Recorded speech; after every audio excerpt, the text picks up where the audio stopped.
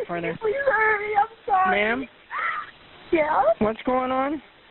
He broke through the door and my dad shot at him. 911. What's your emergency? Her voice shook as she whispered into the phone. He's trying to get in. Oh my God. He's trying the door. Please, hurry. Imagine this. Your ex disappears for a year, then one night, out of nowhere, he returns. He doesn't speak. He doesn't knock. He just stands there, staring at you through the glass. At first, it feels unsettling.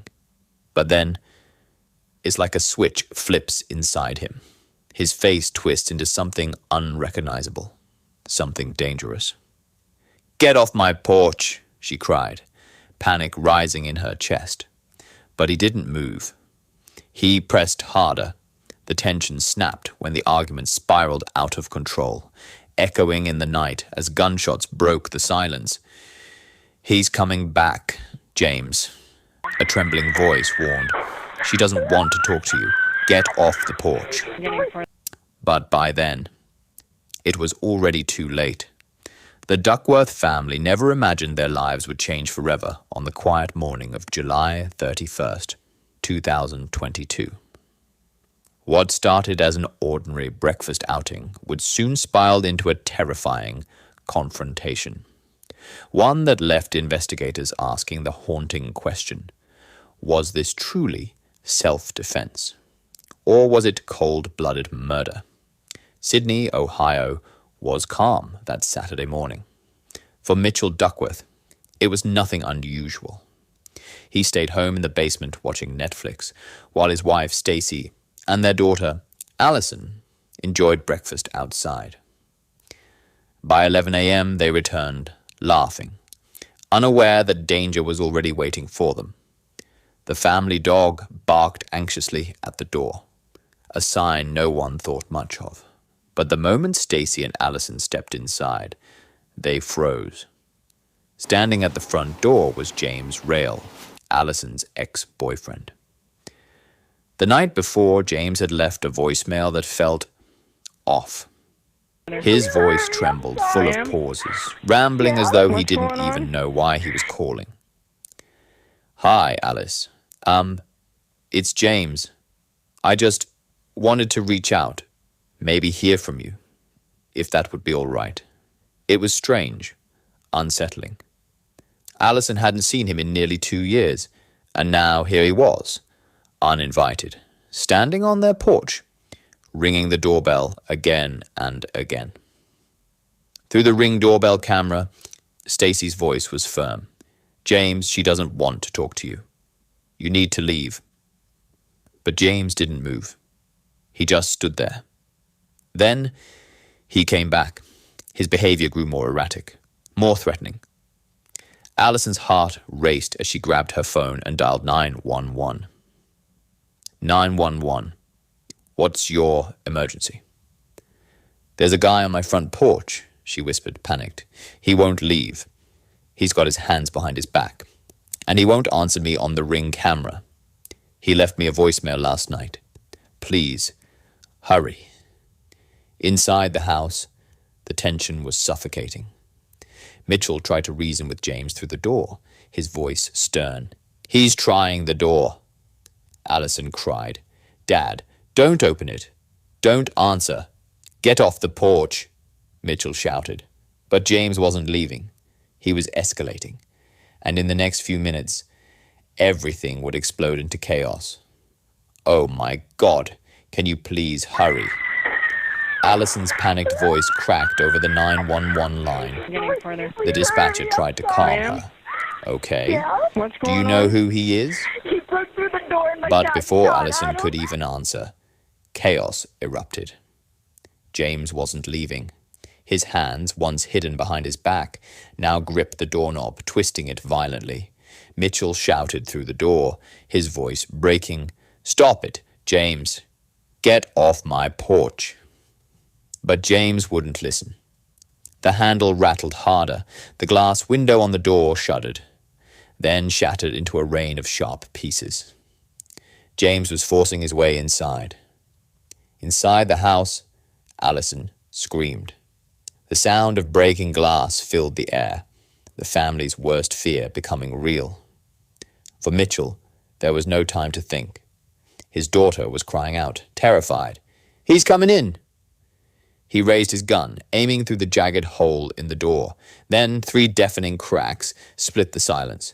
Bang! Bang! Bang! James stumbled back, tripping off the porch, and collapsed.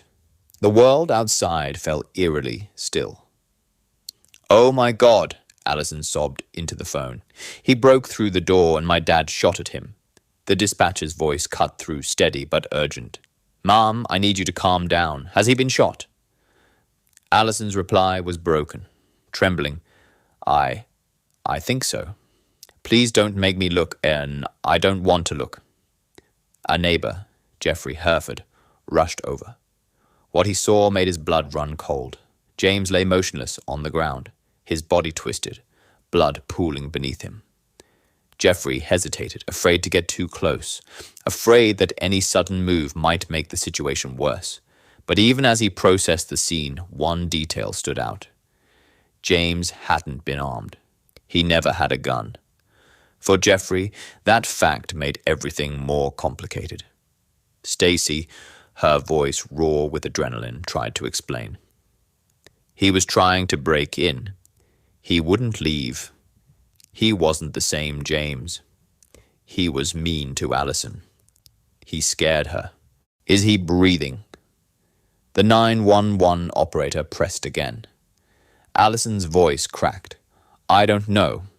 There's a neighbor checking on him. Please, just hurry." For nearly 7 agonizing minutes, James Rail's body lay motionless on the Duckworth porch. No one dared touch him. No one even knew if he was alive. To the family, he was still a threat. To the neighbors, he was a tragedy unfolding in real time. And by the time first responders arrived, it was too late. The Ring camera captured every second.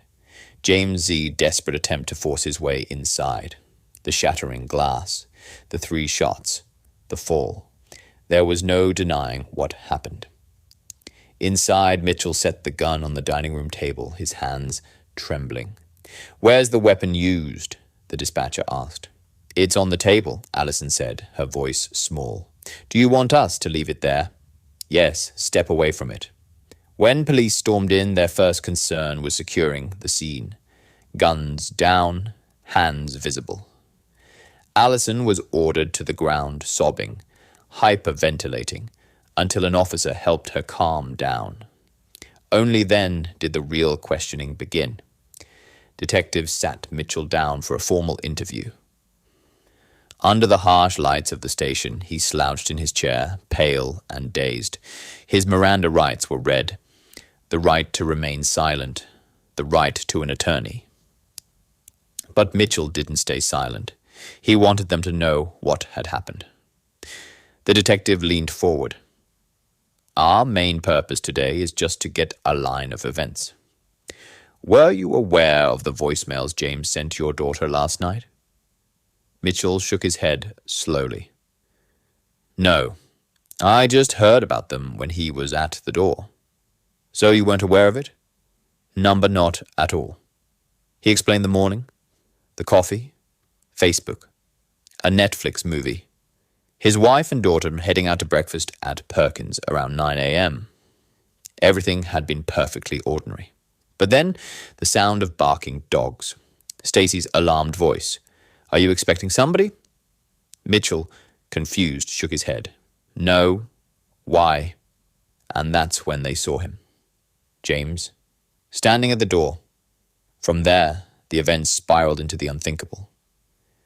Mitchell Duckworth shifted uncomfortably in his chair as the detective pressed him for details. His memory was scattered, his nerves raw, but the story slowly came out. At first, Mitchell said, he didn't even recognize who was at the door. "I wasn't expecting anybody," he explained. "He was just standing there, ringing the bell. Just standing there."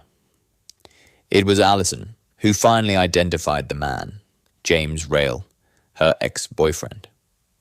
For nearly 15 minutes, James lingered outside the Duckworth home. He wasn't just standing still. He paced, drifted out of sight, then returned again, staring through the windows. It was unsettling, eerie, like he wasn't fully present in the moment. The detective leaned forward. So your wife and daughter had just come back from Perkins. Did they go in through the front door? Yes, Mitchell answered. They always lock it right away. By the time I came upstairs, James was already there. Through the Ring doorbell, the family begged James to leave. Stacy's voice was sharp. She doesn't want to talk to you.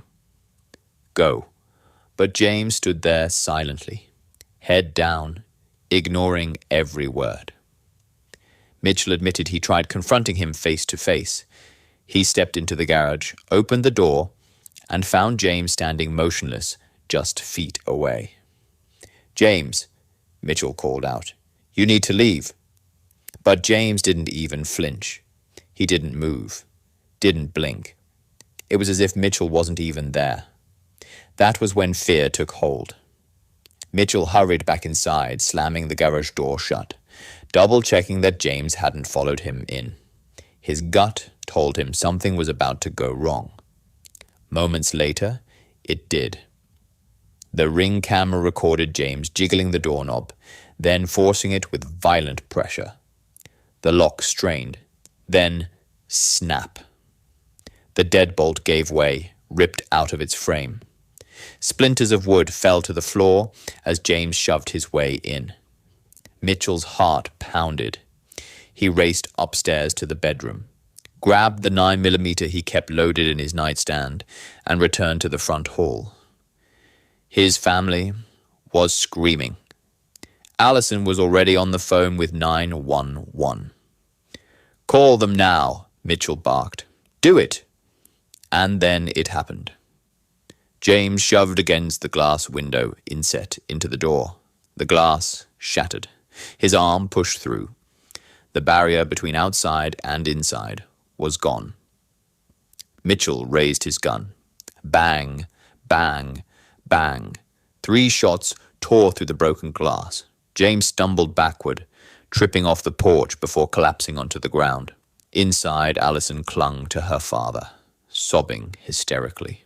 Mitchell slid down against the door, socks slipping on the hardwood floor, his breathing ragged. He looked at the weapon in his trembling hands. For a terrifying moment, he thought the magazine hadn't been loaded properly. But it was too late. The shots had already been fired. The detective's voice broke the silence of the interview room. So, you shot through the window part of the door. He was pushing his way in, and that's when you pulled the trigger. Mitchell nodded, his voice barely above a whisper. Yes, I shot, because he was coming in. He remembered slipping, his socks sliding against the hardwood floor. He had no grip. Was he pushing you back? The detective asked. Yes, he was moving me, Mitchell admitted, his voice trembling. At first he tried to fire, but the clip wasn't in. Panic surged. His hands fumbled as the figure pressed harder against the door. Finally, he racked the slide. The weight on the porch grew heavier, more violent. Then, 3 deafening cracks split the night, twice near the doorway. Once more, somewhere beyond. For 7 long minutes, James Rail lay motionless on the ground. In that time, no one stepped forward to help. No first aid. No desperate attempt to save him. Just silence, shock, and fear. I looked out again, Mitchell whispered. His legs were just lying there. He wasn't moving. The neighbor tried to come over, but I screamed for him to stay back. I didn't know what James might still do. Mitchell placed the gun on the kitchen table and waited. Not as a hero, not as a killer, but as a man trapped in a storm he never expected. Allison and James had once been inseparable. Friends, then lovers. But their relationship collapsed, and for nearly 2 years they hadn't spoken. Why James returned that night remains unclear. Mitchell only remembered one brief encounter when a cousin had once brought James to the house. Allison had been furious then, demanding he never come back. But now James was back, and this time he didn't leave. Hours later, inside a different interrogation room, Allison began recounting her day. Breakfast with her parents. Laughter over pancakes at a local diner. A morning so ordinary until everything spiraled into the unthinkable. Allison and her mother had just returned from breakfast. It was an ordinary morning. Laughter over pancakes, a quick stop at the gas station, and home before 11. But the unease had already begun. Allison couldn't stop thinking about the voicemail from the night before. James Rail's voice had sounded wrong. Broken sentences, strange pauses, a chilling tone that wasn't him, a warning she couldn't ignore. As they pulled into the driveway, a car whipped in behind them, fast, aggressive.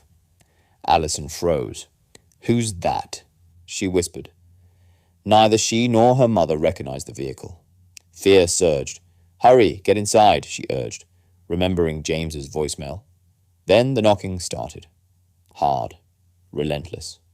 A shadow at the door with one hand hidden behind his back.